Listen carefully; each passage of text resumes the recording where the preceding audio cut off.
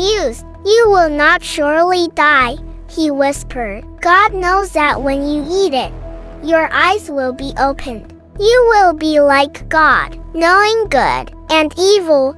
The words pierced her thoughts. In the quiet after creation, when the rivers still sang their first songs, when the wind was young and learning how to move, when the sun rose with an innocence the world has never seen again, something sacred was about to happen. The earth waited, heaven leaned close, and God prepared to breathe life into a new kind of creation. The garden he planted was unlike any place the world would ever know again. Eden, a home shaped by God's own hands. Trees stood tall in strength and bowed low in kindness. Their leaves shimmered with morning light as if every sunrise kissed them personally.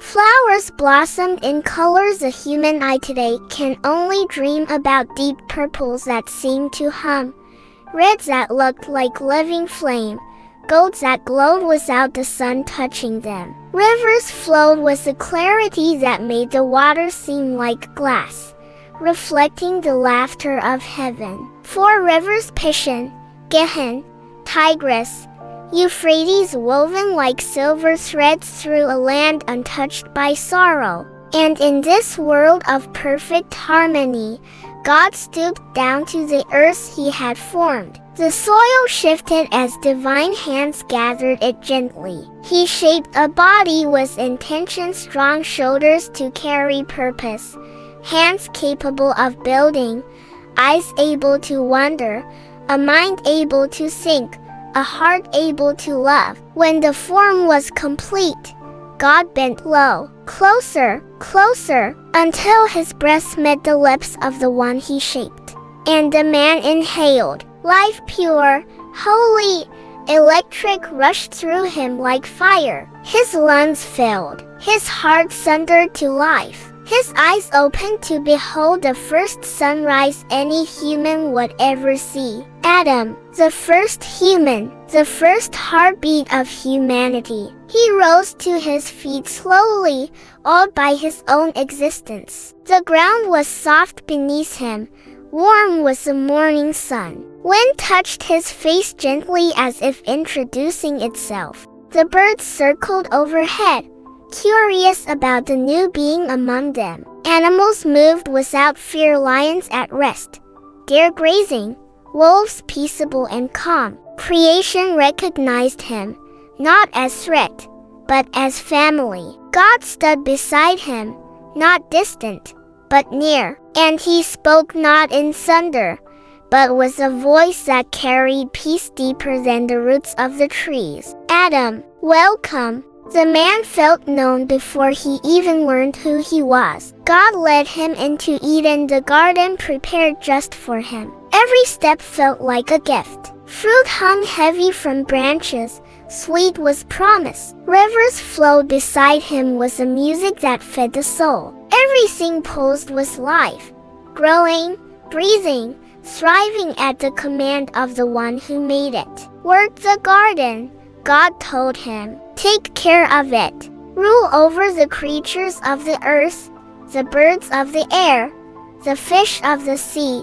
This was not a command of burden but of honor. Adam was trusted, chosen, loved. Days passed though time felt different there. Time was soft, time was kind. Adam explored Eden with joy. He named every creature: lion, eagle, turtle, fox, elephant, sparrow. Each name rose from his mouth with a sense of discovery. But with every creature he named, something deeper grew inside him, an ache he had no words for. He saw pairs, stallions and mares, bulls and cows, birds with mates, animals with companions. Every living being had another, someone beside them.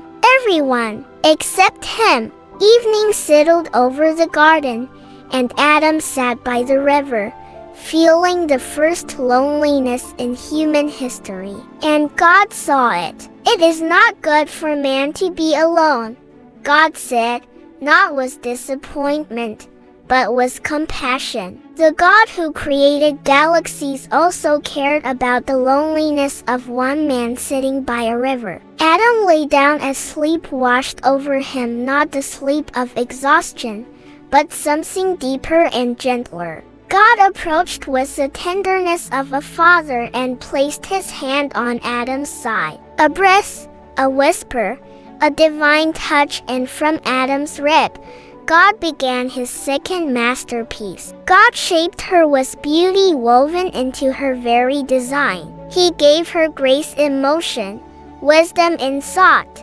strength in gentleness, laughter in her voice, light in her eyes. When she was complete, heaven itself looked in awe. Eve, the first woman, unique, precious, equal, a reflection of God's kindness and artistry. When Adam awoke, God brought Eve to him. She stood shy but strong, her eyes meeting his with recognition, as if her soul remembered him even before her mind did. And Adam spoke the first human words recorded in history. "This is bone of my bones and flesh of my flesh." It was not poetry, though it sounded like poetry. It was truth spoken from a heart seeing its missing piece. Adam took her hand. She took his. For the first time, humanity stood united. God blessed them. He placed the weight of purpose on their shoulders and the warmth of love in their hearts. "You are one," he said. "Multiply, fill the earth, steward it, rule with kindness, walk with me." And they did. Days in Eden were full of wonder. Adam and Eve walked with God in the cool of the evening, real walks, real conversations, real presence. They learned the language of creation, the hum of insects, the songs of birds, the rhythm of rivers, the secrets whispered by leaves when the wind passed through them. Every day carried a new discovery, new fruit to taste, new creatures to meet, new paths to explore. There was no fear in Eden, no shame, no distance between them, no tears, no death, no secrets. Everything was open, whole, pure, beautiful. At the heart of the garden stood the tree of life, a promise of eternity. Nearby stood another tree, the tree of the knowledge of good and evil. God pointed to it with gentle seriousness. "You may eat from any tree in the garden," he said, "but not from this one. For if you eat of it, surely you will die." It wasn't a threat.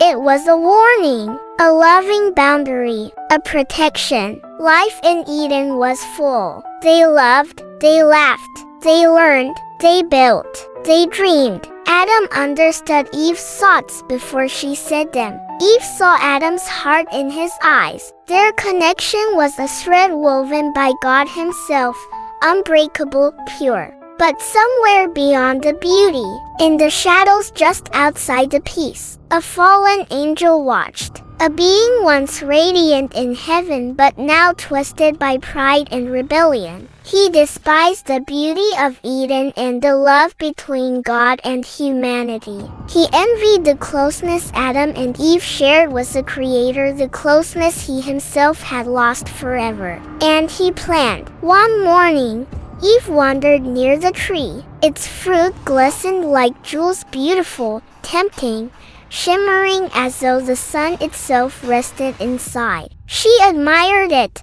curious but respectful of God's command. Then a voice slithered through the stillness. Did God really say? The serpent, sleek, clever, cunning, watched her with knowing eyes. His voice was smooth, gentle, almost comforting. He did not come with threats. He came with questions. Did God really say you must not eat from any tree? Eve frowned. We may eat from the fruit of the trees, she answered, but God said we must not eat from this one, or we will die. The serpent tilted his head, amused. You will not surely die, he whispered. God knows that when you eat it, your eyes will be opened. You will be like God, knowing good and evil. The words pierced her thoughts. Be like God, know more, see more. A small seed of doubt trembled inside her. She looked again at the fruit, beautiful, delicious, desirable. Her heart wrestled with a curiosity she had never felt before, and she reached. Her fingers closed around the fruit. It felt warm, alive. She hesitated only a moment. Then she ate. Nothing happened at first. No lightning, no earthquakes, no darkness. She turned to Adam, loving, trusting Adam, who stood nearby, confused and worried. She held out the fruit. Eat with me. Adam looked at her, then at the fruit, then at her again. His heart tore between obedience to God and love for Eve, and with a pain deep in his soul, he took the fruit from her hand, and he ate. The world changed in an instant, not with noise, but with silence, a silence that felt wrong. A shadow crept across the garden, a shadow that had never existed before. Adam looked at Eve, and for the first time, felt shame. Eve looked at herself, and for the first time, felt exposed. They covered themselves with leaves, trembling, confused. Something inside them had broken, something precious. They heard God walking in the garden. The sound that once filled them with joy now filled them with fear. And they hid. Adam, where are you? God called, not because he didn't know, but because he wanted Adam to know where he had fallen from. Adam stepped forward slowly. I heard you, and I was afraid. Afraid, a word Eden had never known. Did you eat from the tree I commanded you not to eat from? Adam's voice cracked. The woman you gave me, she gave it to me. Eve's tears fell. The serpent deceived me, and the world exhaled a grief that Eden could not bear. God's heart broke not because his command was broken, but because his children were broken. Sin had entered. Death had awakened. The purity of innocence had been pierced. He spoke to the serpent first, a curse that echoed through all time. Then to Eve, pain would now shape her strengths. Then to Adam, ground that once yielded joy would now resist his hands. Work would become labor. Life would meet death. But even in judgment, he showed mercy. God made garments of animal skin for them, coverings made from sacrifice, a symbol of a promise. One day, a greater sacrifice would come. And then, the hardest moment in the history of the world before the cross. Adam and Eve had to leave the garden. God escorted them to the edge of Eden. The trees they once walked between freely now stood like memories. The flowers seemed to bow in sorrow. The river whispered goodbye.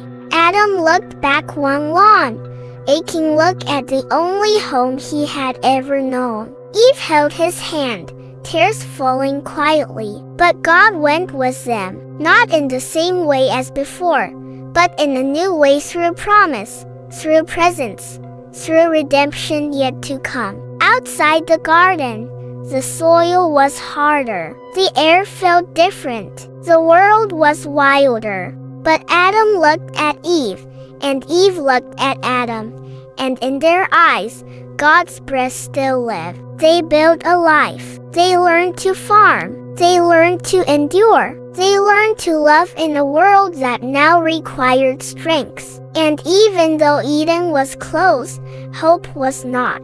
From them came children. From their children came nations. And from their lineage came the one who would restore everything they had lost. Adam and Eve, first humans, first breath, first love, first heartbreak, first promise. Their story is not just about a fall. It's about a future God had planned from the very beginning. And through it all, he whispered the same truths the universe learned on day one: light still wins.